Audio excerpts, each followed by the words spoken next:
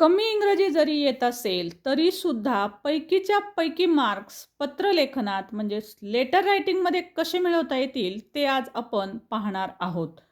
पहा, मी काही सूचना तुमच्यासाठी दिलेल्या दिसतायत इथे आणि त्या म्हणजे की महत्त्वाचे असे कोणते मुद्दे आहेत, की ज्याच्यामुळे आपल्याला पैकीच्या पैकी मार्क्स मिळवण्यासाठी मदत होते. यामध्ये मी तुम्हाला पत्र लिहित असताना माझ्यासोबत राहा, जेणेकरून तुम्हाला सर्व बारीक-सारीक सूचना ज्या आहेत, ज्यामुळे आपल्याला पैकीच्या पैकी मार्क पडतात इन्फॉर्मल लेटरला, ते सर्व मुद्दे मी तुम्हाला इथे सांगणार आहे. बघा, पहिला पॉइंट दिलेला दिसतो तुम्हाला, की छोटे-छोटे वाक्य केले पाहिजेत. दुसरा मुद्दा असा आहे, की आपला पॅरेग्राफ जे आहेत, ते आपले 5 पॅरेग्राफ व्हायला हवेत. सो हे 5 पॅरेग्राफ तयार करत असताना ते कसे बनवायचे, त्याच्यात काय-काय लिहायचं हे पण मी तुम्हाला इथे लिहिलेलं दिसेल.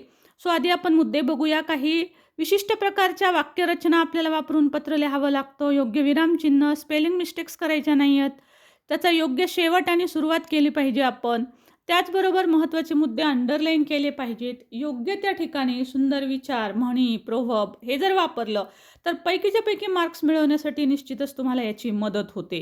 आता पाहूया की कोणत्या पॅरेग्राफमध्ये आपण काय लिहायला पाहिजे. बघा, कमीत कमी 3 पॅरेग्राफ लिहावेत आणि जर पैकीच्या पैकी मार्क्स हवे असतील तर आपल्याला लिहावे लागतात 1, 2, 3, 4, 5 म्हणजे 5 पॅरेग्राफ लिहायचेत. कोणत्या पॅरेग्राफमध्ये काय लिहायचे बघा, पहिला पॅरेग्राफ असणार आहे इंट्रोडक्टरी पॅरा, ज्याच्यामध्ये काही सर्वसाधारण वाक्य लिहायचीत. मी तुम्हाला हे सर्व दाखवणार आहे. असं दाखवणार आहे की तुमचं इंग्रजी कमी जरी असेल, म्हणजे बरं नसेल, कच्चं असेल किंवा खूपच चांगलं जरी असेल, तरी तुम्हाला पैकीच्या पैकी मार्क्स कसे पडतील. ओके.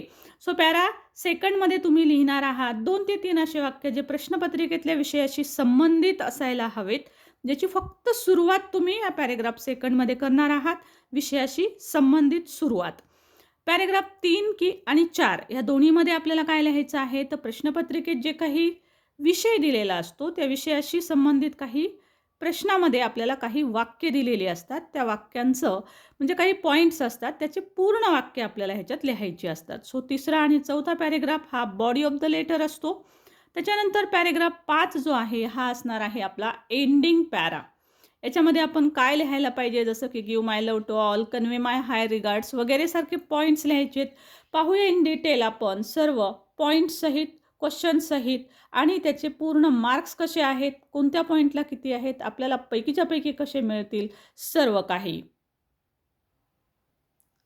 इन्फॉर्मल लेटर हे आपल्याला रिलेटिव्हजला, फ्रेंड्सला यांच्यापैकी कुणाला तरी एकाला लिहा म्हणून येत असतं. त्याच्यामध्ये पत्ता जो असतो तो या पद्धतीनं बघा दिलेला असतो. जसं तुम्हाला इथं दिलेलं आहे, इमॅजिन यू आर आनंद और आनंदी. हे अशा प्रकारे तुमचा ॲड्रेस पण याच्यामध्ये दिलेला असतो, जसं तुम्हाला इथे दिसेल. पत्र या प्रकारे येतं, जसं इथे आलेलं आहे, से नो टू प्लास्टिक.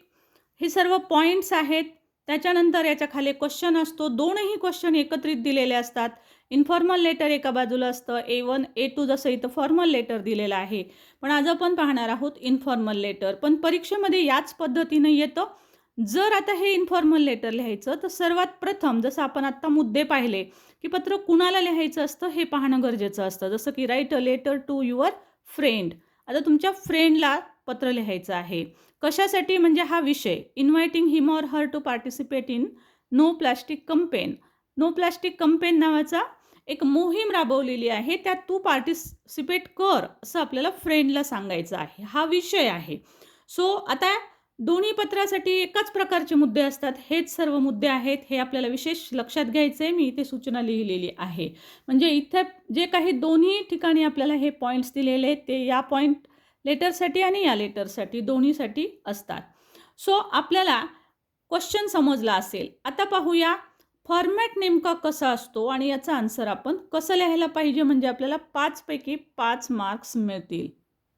पहा, आत्ता दाखवलेल्या क्वेश्चननुसार आपल्याला या प्रकारे पत्ता लिहायचा आहे. या पद्धतीनं आपल्याला ॲड्रेस लिहायचा आहे. हा याच्यामध्ये आपला ॲड्रेस असेल. बघा इथं आनंदी लिहिलेला आहे आपण, जे की पत्रात दिलेलं आहे. 1 लाईन ब्लँक सोडायची आहे. त्यानंतर डेट लिहायची आहे. डेट या पद्धतीनं लिहावी की ज्यात महिन्याचं नाव आलं पाहिजे, नावाचा उल्लेख आला पाहिजे. त्यानंतर डिअर सॅल्युटेशन लिहायचं आहे. या दोन्हीच्यामध्ये पण ब्लँक लाईन सोडायची. कुठे कुठे लाईन सोडायच्या आहेत त्या मी तुम्हाला इथे स्पष्ट दाखवलेल्या आहेत. त्यानंतर सॅल्युटेशन जो आहे, आता याची मार्किंग स्कीम कशी कशी असते ती लक्षात घ्या. तुम्हाला हा पूर्ण पत्ता लिहिल्याच्या नंतर हाफ मार्क मिळतो. त्यानंतर डिअर फ्रेंड जे लिहिलेलं आहे, ज्याला सॅल्युटेशन म्हणतो, इथे हाफ मार्क असतो. त्याच्यानंतर पॅरेग्राफ्स पहा कसे पाडलेले आहेत. हा पहिला पॅरेग्राफ आहे, हा दुसरा पॅरेग्राफ आहे. सो पहिला पॅरेग्राफ इंट्रोडक्टरी लिहिलेला आहे, I received your letter etcetera. त्याच्यानंतर पॅरेग्राफ सेकंडमध्ये बघा मी सांगितल्याप्रमाणे की आपल्याला शेवटचा पॉईंट असा आला पाहिजे जो आपल्याला पत्राचा नेमका विषय काय आहे हे त्याच्यात सांगितलं पाहिजे. 1-2 लाईन्स ह्याच्यामध्ये लिहायच्यात. बघा इथं लिहिलेलं आहे, you should participate this campaign, म्हणजे हे कंपेन आहे हे मी इथं लिहिलेलं आहे आणि तू सुद्धा याच्यामध्ये पार्टिसिपेट कर असं मी लिहिलेलं आहे. म्हणजे हा विषय आहे पत्राचा तो ह्याच्यामध्ये आला पाहिजे. हा सेकंड पॅरा झाला. आता थर्ड आणि फोर्थ पॅरामध्ये आपण काय लिहिणार आहोत, हा थर्ड पॅरा आहे. या थर्ड पॅरामध्ये आपण मी जसे क्वेश्चनमध्ये तुम्हाला पॉईंट दाखवले ते सर्व पॉईंट्सचे मी वाक्य बनवलेले आहेत, ते तुम्हाला अंडरलाईन पण केलेले दिसतील. सो या पद्धतीनं आपल्याला ते पॉईंट्स तिसऱ्या पॅरेग्राफमध्ये आणि प्रत्येक वेळेस पॅरेग्राफ पाडत असताना 1 लाईन ब्लँक सोडलेली आहे. हा न्यू फॉर्मॅट आहे, तो तुम्हाला फॉलो करायचा आहे. तुम्ही न्यू फॉर्मॅट नाही वापरला तर कदाचित तुमचे मार्क्स कमी पण होऊ शकतात. आता पाहतो काही आपण तिसरा आणि चौथा पॅरेग्राफ आहे, तो तिसरा आणि चौथा पॅरेग्राफ हा आपला बॉडी ऑफ द लेटर असतो. याला 2.5 मार्क असतात, लक्षात घ्या, 2.5 मार्क. म्हणजे तिसरा आणि चौथा पॅरेग्राफ हा सगळ्यात महत्त्वाचा पॅरेग्राफ असतो, ज्याच्यामध्ये आपण सर्व पॉईंट्स हे पत्रात दिलेले जे आहेत त्याचेच वाक्य बनवून आपण ते सविस्तर लिहिलेले असतात किंवा ते तुम्ही लिहायला हवेत. त्याच्यानंतर 5वा पॅरेग्राफ जो आहे, हा 5वा पॅरेग्राफ आणि युअर्स लव्हिंगली हा जो एंड असतो, ह्या एंड ह्या दोन्हीला मिळून हाफ मार्क असतो. त्यामुळे इथला हा पॅरेग्राफ म्हणजे पॅरा 5, ज्याचा शेवट कसा करावा हे मी तुम्हाला इथे पण दाखवलेलं आहे. त्याचबरोबर मी तुम्हाला याच्या मागे जे आपण आत्ता तुम्हाला समजावून सांगितलं मी, त्यातही मी तुम्हाला दिलेलं आहे. सो याच्यामध्ये आपल्याला convey my hi regards to all किंवा लव टू ऑल अशा प्रकारची वाक्य लिहिणं अत्यंत आवश्यक असतं, तर याच्यामध्ये हाफ मार्क मिळतो. हा हाफ मार्क इथे आणि हा एंड युअर्स लव्हिंगली, यामध्ये युअर्स अपॉस्ट्रॉफी कधीच नसतो. सो युअर्स असंच लिहायचं आहे, लव्हिंगली लिहा, याच्या पुढे नाऊन शक्यतोवर लिहू नका. लव्हिंगली सन, लव्हिंग फ्रेंड असं नाही लिहायचं, कारण मग तसं लिहिलं तर आपल्याला हा शब्द लव्हिंग फ्रेंड असा लिहावा लागतो किंवा लव्हिंग ब्रदर असा लिहावा लागतो, पण मग तिथे LY नाही लिहिता येत.